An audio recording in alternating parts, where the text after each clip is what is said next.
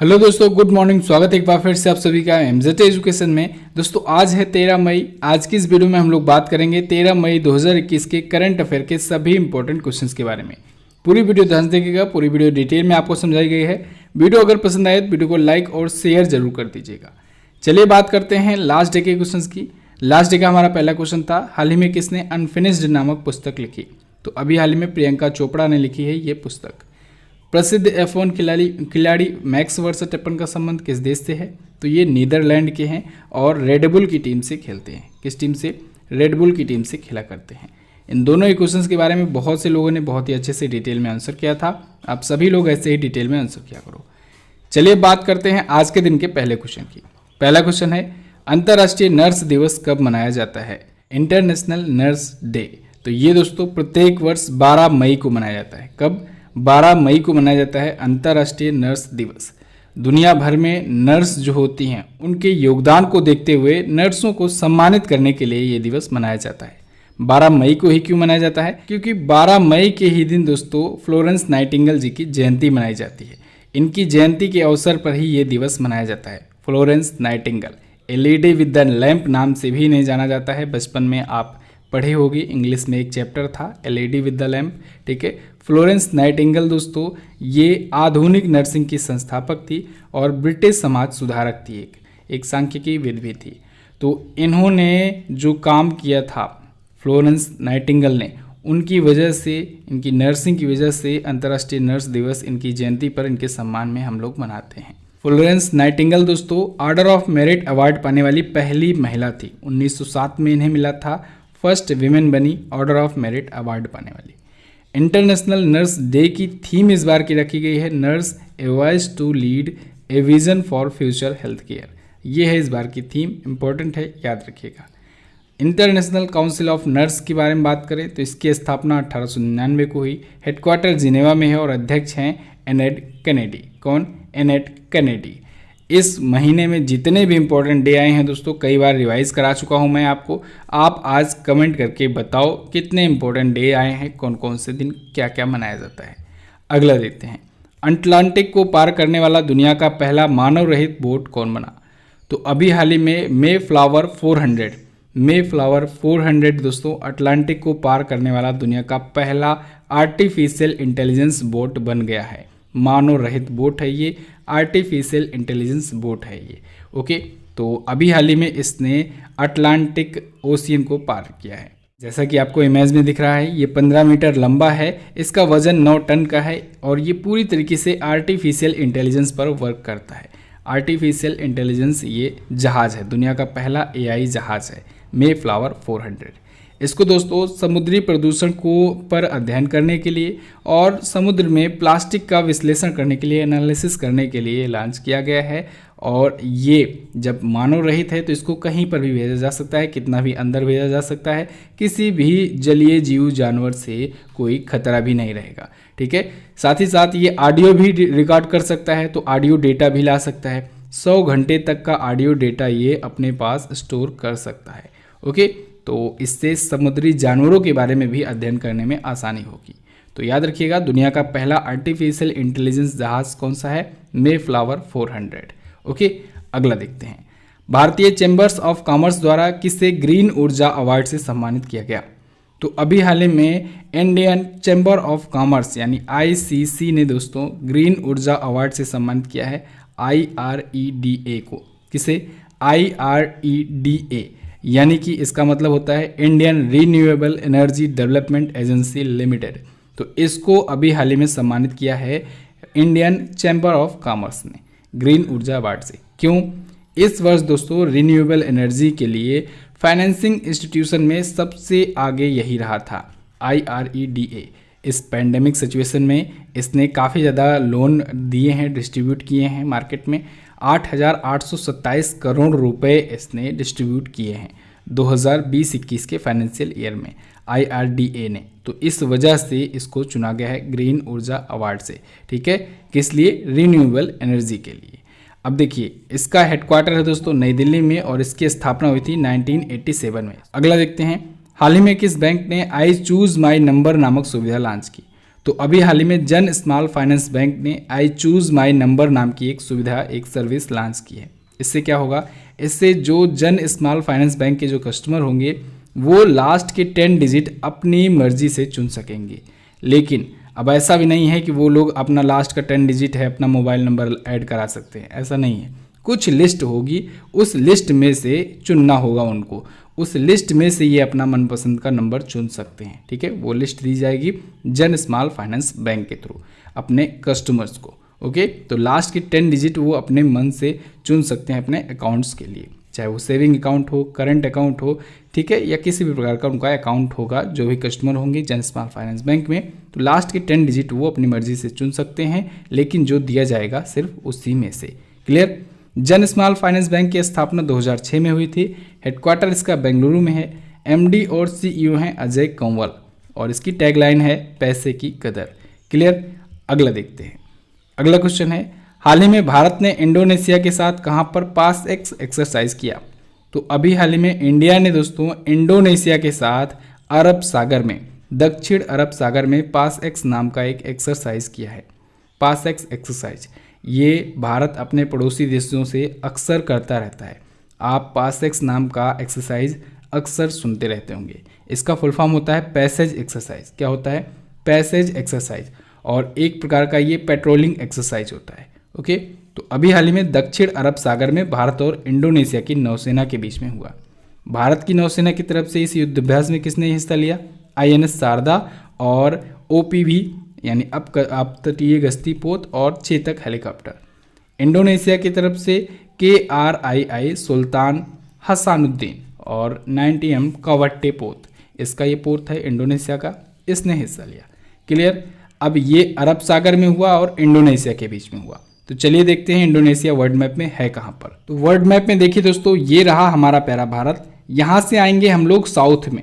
South में आते ही आपको यहाँ पर दिखेगा मलेशिया। मलेशिया के जस्ट नीचे है ये इंडोनेशिया। ठीक है, इंडोनेशिया काफ़ी बड़ी कंट्री है, इधर से लेकर के पूरा यहाँ तक फैला हुआ है। ये छोटे छोटे द्वीप जो है ये सब इंडोनेशिया के पार्ट हैं। ठीक है, तो इंडोनेशिया ये सब पड़ता है, पापुआ न्यू गिनी तक यहाँ तक है इंडोनेशिया का ही। ये जितने द्वीप हैं ये सब इंडोनेशिया के ही हैं। ठीक है, मलेशिया के जस्ट नीचे यहाँ पर थोड़ा सा छोटा सा है सिंगापुर कंट्री, इसको भी ध्यान रखिएगा। ठीक है, मलेशिया की अगर कैपिटल की बात करें तो देखिए दोस्तों, अभी कैपिटल है जकार्ता, लेकिन जकार्ता जो है देखिए यहाँ पर साइड में है और ये डूब रहा है। ये लगातार इसका कुछ हिस्सा डूबते चले जा रहा है समुद्र में। तो इस वजह से इंडोनेशिया की गवर्नमेंट ने फैसला लिया है कि ये अपना जो राजधानी है, कैपिटल है, वो पूर्वी कलिमंतन द्वीप को कर देगा, पूर्वी कलिमंतन द्वीप को। ठीक है, लेकिन अभी फिलहाल कोविड-19 पैंडेमिक के टाइम पर इसने जकार्ता ही रखने का फैसला लिया है, वरना पूर्वी कलिमंतन द्वीप अभी तक हो जाता है इसकी नई कैपिटल। जकार्ता में ही और पालमबर्ग में एक और सिटी है, पालमबर्ग और जकार्ता, यहीं पर हुआ था 2018 का एशियन गेम्स 2018 में यहीं पर हुआ था, जकार्ता और पालमबर्ग में। क्लियर। इंडोनेशिया की करेंसी दोस्तों इंडोनेशियाई रुपया होती है। यहाँ के करंट टाइम पर प्रेसिडेंट हैं जोको विडोडो। अगला देखते हैं। अगला क्वेश्चन है, हाल ही में किस देश के विकेट कीपर बल्लेबाज BJ बॉटलिंग ने संन्यास की घोषणा की? तो अभी हाल ही में न्यूजीलैंड के wicket keeper cricketer batsman VJ bottling ने संन्यास की घोषणा की है। इन्होंने कहा है कि संन्यास ले लेंगे, लेकिन वर्ल्ड टेस्ट चैंपियनशिप के बाद। तो जब ये वर्ल्ड टेस्ट चैंपियनशिप पार हो जाएगा तो इसके बाद ये संन्यास ले लेंगे। वर्ल्ड टेस्ट चैंपियनशिप दोस्तों पिछले 2-2.5 साल से चल रहा है और इंडिया और न्यूजीलैंड फाइनल में पहुंच चुका है। तो अब फाइनल मैच इन दोनों के बीच में होगा। ठीक है, ध्यान रखिएगा, ये 3 मैचों की टेस्ट सीरीज होगी। कहाँ पर होगा? इंग्लैंड में। तो इंडिया और न्यूजीलैंड दोनों जाएंगे इंग्लैंड के दौरे पर। क्लियर। तो वही मैच के बाद BJ बॉटलिंग जो है संन्यास ले लेंगे। अगला देखते हैं, किस देश में भारत के वरिष्ठ राजनयिक विनेश कॉलरा का कोविड-19 से निधन हो गया? तो अफगानिस्तान में अभी हाल ही में इंडिया के वरिष्ठ राजनयिक विनेश कॉलरा जी का निधन हो गया है। इमेज में जो आपको दिख रहे हैं यही थे विनेश कॉलरा। इनका कोविड-19 की वजह से निधन हो गया है अफगानिस्तान में। ये 2008 बैच के IFS यानी इंडियन फॉरेन सर्विसेज के ऑफिसर थे। तो इनका अभी हाल ही में निधन हो गया है। इससे पहले दोस्तों ये राजनयिक के रूप में मस्कट में, ओमान में, दक्षिण अफ्रीका, चीन, कई देशों में भी ये रह चुके थे। तो अफगानिस्तान में अभी हाल ही में इनका निधन हुआ है। अफगानिस्तान आया है, अफगानिस्तानी देखिए मैप में ये रहा अफगानिस्तान। इंडिया के बाद देखेंगे आप, ये है पाकिस्तान, इसके बाद है अफगानिस्तान। क्लियर। अफगानिस्तान की राजधानी होती है काबुल, मुद्रा होती है अफगानी, संसद का नाम है शोरा और राजभाषा है फारसी।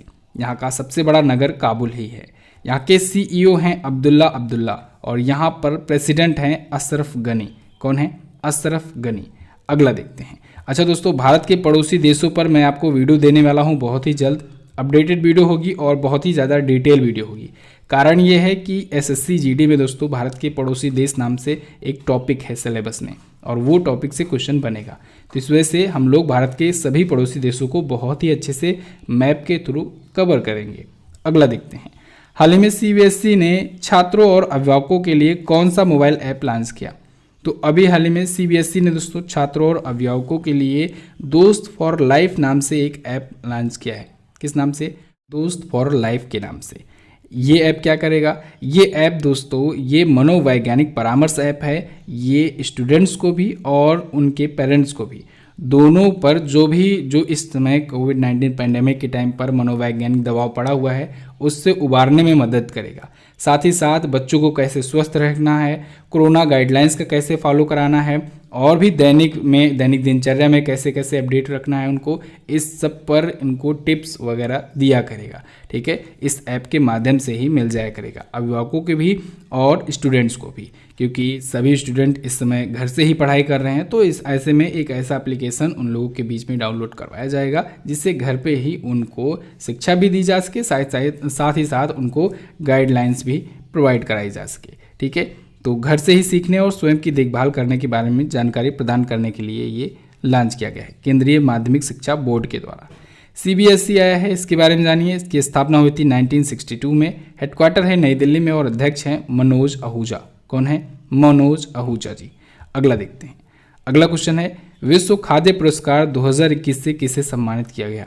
तो अभी हाल ही में डॉक्टर शकुंतला हरक सिंह को सम्मानित किया गया है विश्व खाद्य पुरस्कार 2021 से, वर्ष 2021 के लिए।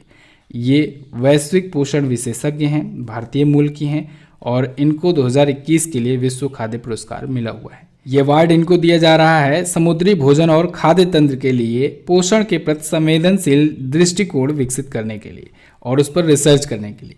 इनकी मदद से दोस्तों एशिया और अफ्रीका में रहने वाले लाखों गरीब लोगों को पोषक आहार मिल पा रहा है। तो इस वजह से डॉक्टर शकुंतला जी को सम्मानित किया गया है। अगला, हाल ही में किसने कोविड से प्रभावित कर्मचारियों की मदद के लिए आश्वासन योजना शुरू की? तो अभी हाल ही में CBIC ने, किसने? CBIC ने दोस्तों कोविड से प्रभावित अपने कर्मचारियों की मदद के लिए आश्वासन योजना शुरू की है। CBIC का फुल फॉर्म होता है central board of indirect taxes and custom, यानी केंद्रीय अप्रत्यक्ष कर और सीमा शुल्क बोर्ड।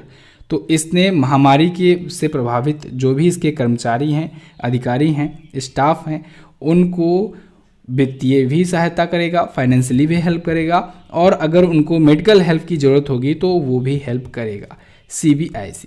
क्लियर। तो इसके लिए इसने आश्वासन योजना शुरू की है, तो याद रखिएगा, इंपॉर्टेंट है ये। CBIC के बारे में बात करें दोस्तों, तो जो भारत में इनडायरेक्ट टैक्सेस दिए जाते हैं, इनडायरेक्ट टैक्सेस, तो उनको रेगुलेट करने का अधिकार CBIC के पास होता है। एक आपने सुना होगा CBDT, central board of direct taxes. तो जो डायरेक्ट टैक्सेस दिए जाते हैं या डायरेक्ट टैक्सेस का जो भी मामला होता है उनको CBDT संभालता है और इनडायरेक्ट टैक्सेस का जो भी मामला होता है वो CBIC संभालता है। CBIC की स्थापना 1944 को हुई थी। चेयरमैन है M अजीत कुमार। हेडक्वार्टर इसका नई दिल्ली में। अच्छा, अगर आपसे मैं क्वेश्चन पूछूं GST किस प्रकार का टैक्स है, तो आप लोग क्या बताओगे? भारत में जितने भी इनडायरेक्ट टैक्सेस थे सबको कलेक्ट करके GST बना दिया गया। ठीक है, GST goods and services taxes. तो ये एक अप्रत्यक्ष कर है। ठीक है, GST जो लिया जाता है ये अप्रत्यक्ष टाइप का कर होता है। जितने भी इनडायरेक्ट टैक्सेस थे सबको जोड़ जाड़ के मिला के एक GST कर दिया गया था। GST के बारे में आपको वीडियो दी गई है, आप उसे देख सकते हैं। क्लियर। तो बस दोस्तों ये तो थे हमारे आज के दिन के टॉप 10 करंट अफेयर के क्वेश्चंस। आई होप आपको वीडियो पसंद आई होगी। अगर वीडियो पसंद आई है तो वीडियो को लाइक कर दीजिए, शेयर जरूर कर दीजिएगा, शेयर कर दीजिए अपने सभी दोस्तों के पास। और अगर आपने अभी तक चैनल को सब्सक्राइब नहीं किया है तो चैनल को सब्सक्राइब करके बेल आइकन को प्रेस कीजिए जिससे आने वाली सभी वीडियोज़ का नोटिफिकेशन आप तक पहुँचता रहे। इसके साथ ही दोस्तों अगर आप एसएससी जीडी का कोर्स लेना चाहते हैं तो ले सकते हैं। एमजेटी ऐप पर अवेलेबल है, सिर्फ और सिर्फ 599 में अवेलेबल है। आप इसे चेकआउट कर सकते हैं। पूरा कंप्लीट तैयारी कराई जाएगी एसएससी जीडी की। और हिंदी का कोर्स भी आया हुआ है, तो आप हिंदी का कोर्स भी चेकआउट कर सकते हैं। लगातार वीडियोज़ आने वाली आ रही हैं इसकी, और ये तो कोर्स कंप्लीट भी होने वाला है बहुत ही जल्द। चलिए बात करते हैं दोस्तों क्वेश्चन ऑफ द डे की। आज का पहला क्वेश्चन है आपके लिए, ग्रीन हाउस गैस के उत्सर्जन के मामले में भारत किस स्थान पर है। अगला क्वेश्चन है, अप्रैल 2021 के लिए ICC women player of the month का अवार्ड किसने जीता है। दोनों ही क्वेश्चन है इंपॉर्टेंट, दोनों के बारे में आप काफी कुछ लिख सकते हो। वीडियो अब आप देख लियो, जाओ जल्दी से इसकी क्विज भी सॉल्व कर लो। क्विज मिलेगी आपको एमजेटी ऐप पर। MJT app Google play store से डाउनलोड कीजिए, वहीं पर आपको वीडियो कोर्सेज वगैरह सब कुछ मिल जाएंगे, फ्री में स्टडी मटेरियल्स मिलेंगे और फुल डिटेल आपको मिलेगी। ये पीडीएफ आपको डिटेल्स के साथ टेलीग्राम ग्रुप पर भी मिल जाएगी। टेलीग्राम पर आप वन लाइनर और डिटेल दोनों प्रकार के पीडीएफ डाउनलोड कर सकते हो। टेलीग्राम ग्रुप का लिंक भी नीचे डिस्क्रिप्शन में दिया गया है। आप लोग टेलीग्राम पर जाकर एमजेटी एजुकेशन लिख करके सर्च भी कर सकते हो। एमजेटी एजुकेशन लिखना है, 22,000 से ज़्यादा सब्सक्राइबर हैं, उसी ग्रुप को आपको ज्वाइन करना है। ठीक है, मिलते हैं दोस्तों अगली वीडियो में। वीडियो को एंड तक देखने के लिए बहुत बहुत धन्यवाद। नमस्कार, जय हिंद, वंदे मातरम।